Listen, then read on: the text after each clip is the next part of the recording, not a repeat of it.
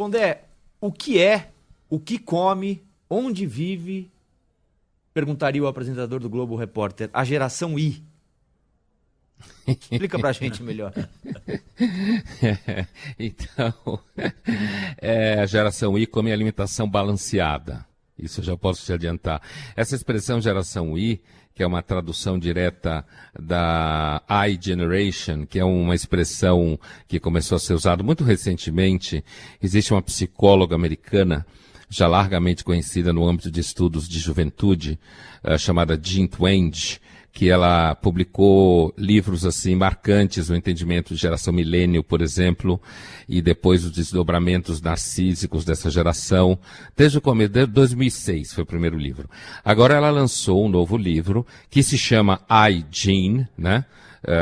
O diminutivo para generation em inglês, a gente traduz por geração I.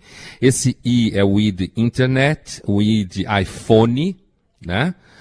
Do I do iPhone, que é o I da internet, e ela tem como característica, ela marca lá nos cálculos estatísticos nascimento entre 1995 e 2012, e ela resolveu fazer essa pesquisa porque, aplicando questionários que são aplicados desde os anos 60, portanto, desde a geração Baby Boomer, depois a X, depois a Millennium e agora essa, para fazer comparativos, né? E ela percebeu que existem algumas características algumas são preocupantes. Tem uma característica positiva que é, esses jovens tendem a ser mais tolerantes com comportamentos sexuais, por exemplo, com diferentes comportamentos sexuais, isso que todo mundo já sabe, muito associado ao fato de que eles acreditam num credo que é cada um, e você não deve se meter na vida dos outros. Porém, os outros dados, Rafael, é que são preocupantes, né?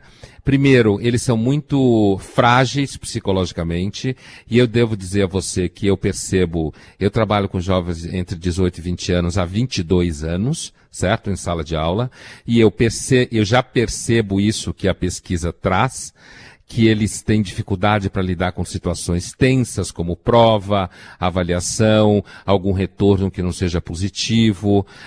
Eles estão sempre... É a geração que mais toma ansiolítico na história, desde que começaram a ser medidos esses dados de pessoas entre 18 e 20 anos que mais tomam remédios contra a ansiedade, né? Para controlar a ansiedade. Fazem menos sexo.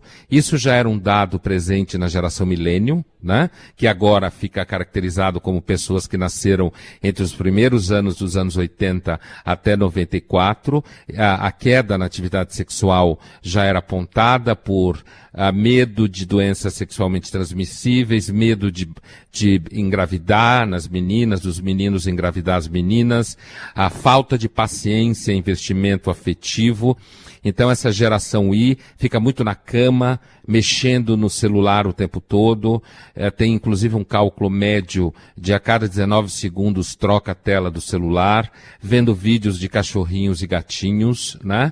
Frequentam sites pornográficos, ao invés de ter de fato interações com pessoas verdadeiras, digamos assim, físicas de fato, né?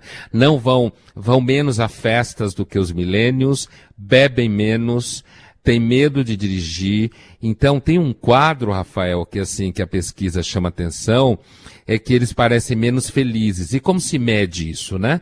Primeiro, com a própria fala deles, se são felizes ou se veem como infelizes. Mas a situação de apontamento de infelicidade tem a ver com angústia com relação ao mercado de trabalho, o sentimento de que eles não vão conseguir ganhar dinheiro, que eles vão trabalhar muito, mas vão ganhar muito pouco dinheiro, que o mercado é muito instável e competitivo. Aqui no caso dos jovens com quem eu convivo, eles sofrem muito para arrumar estágio e daqui a pouco as empresas vão estar cobrando para oferecer o estágio, ao invés de pagar pelo estágio. Então, essa geração é muito preocupada com o físico, né? Muito preocupada com saúde. E essa excessiva preocupação com a saúde, ela acompanha uma insegurança enorme com, por exemplo, frases. Isso é muito louco, Rafael, mas assim, nos Estados Unidos, a gente já sabe, né, tem regiões nas universidades e escolas que eles chamam de safe spaces, que são, digamos assim, locais em que você não pode dizer frases que causem nenhum dano a ninguém, que causem nenhum estresse, né? A ideia de estresse emocional cresceu muito. E uma outra característica que eu acho que vale a pena apontar, que acompanha a diminuição da atividade sexual, é a ampliação da concepção de assédio sexual. Eles acham que se você demonstrar algum interesse ou se você tentar algum tipo de sedução, já é uma forma de assédio sexual.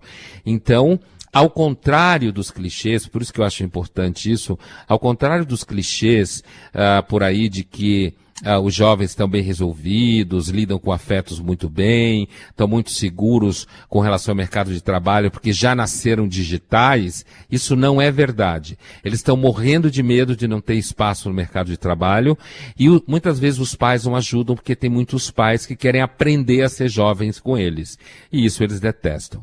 Então essa geração I é uma geração, a gente precisa se debruçar sobre eles, porque às vezes as escolas não ajudam muito, porque embarcam nessas histórias de achar que eles são lindos, maravilhosos, que querem mudar o mundo. Tudo que eles querem é sobreviver. Pondé, vamos voltar aqui para o nosso... Bom dia, Salomão. Bom dia, para o nosso palmo de terra.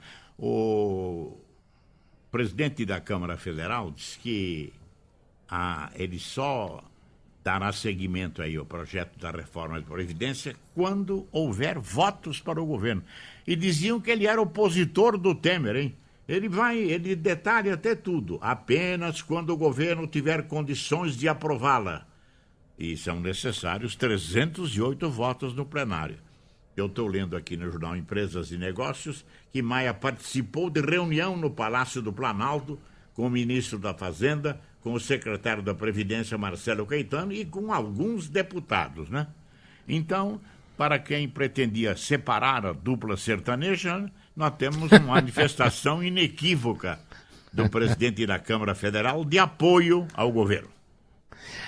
Assim, o Maia, ele vem, para alguns, inclusive, ele é o candidato até de muita gente importante, né, à presidência da República. É um candidato jovem, que até agora passou meio, digamos assim, não teve problemas com a Lava Jato, assim, né, não está envolvido em questões frontais. Também os democratas ficaram tão reduzidos que perderam muito dinheiro.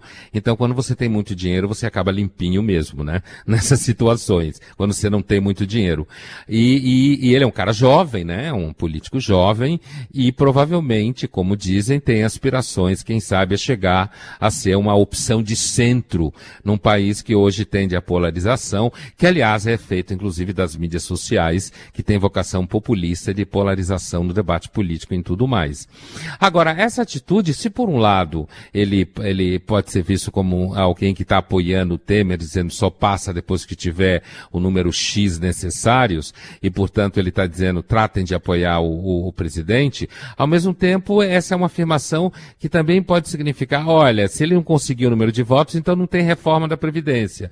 Ou seja, é uma fala bastante, digamos assim, bastante habilidosa do ponto de vista político, coisa que ele tem demonstrado ser, que é, ao mesmo tempo que ele apoia o Temer, ele também mantém uma certa distância, de vez em quando, mostrando uma certa atenção, para apontar para uma autonomia da Câmara, certo? Com relação ao Executivo, para mostrar uma certa distância do Temer, se em algum momento a situação pegar e ficar muito ruim. Então eu acho que o Rodrigo Maia, de fato, tem demonstrado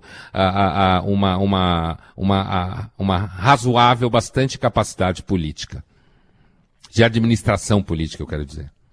Pondé, até semana que vem, hein? Boa aula. Até semana que vem. Obrigado, abraço a vocês aí. Bom trabalho.